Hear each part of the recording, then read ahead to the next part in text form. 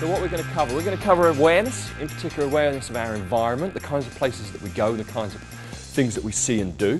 We're going to consider ourselves as well, what goes on inside us when we are in a conflictual or potentially conflictual situation. And we're going to consider other people's actions. What do they do? What are they feeling? What are they thinking? What are their methods of operation? How do criminals or the violent behave? We're going to cover things like distancing, creating effective distance between us and other people. We're going to look at different types of behaviour and how this impacts on conflictual situations, how we can smooth and calm situations or how we can inflame them. And we're going to look at boundary setting, drawing a line in the sand and saying you cannot come any further than this. And we're going to learn some simple tools, in particular the use of voice, a much neglected thing in effective self-protection.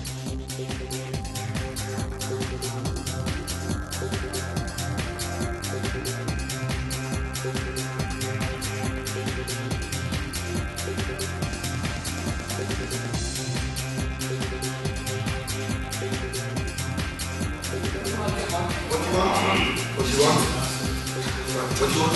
What do you want? What do you want?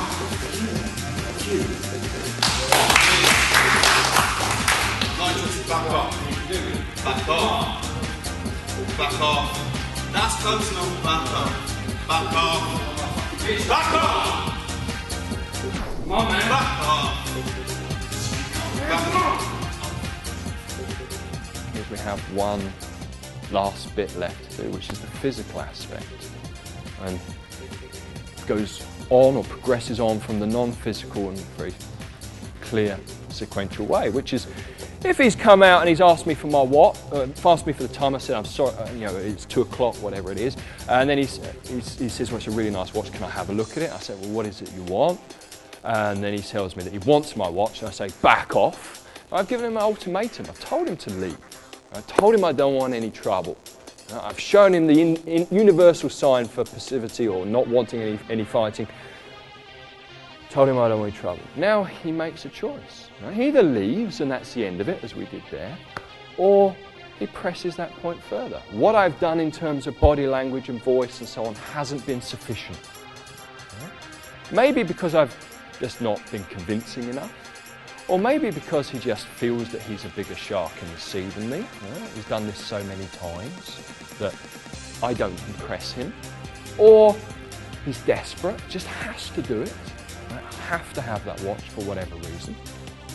Or because he's a seasoned campaigner and he's going to change his tack and get it via violence.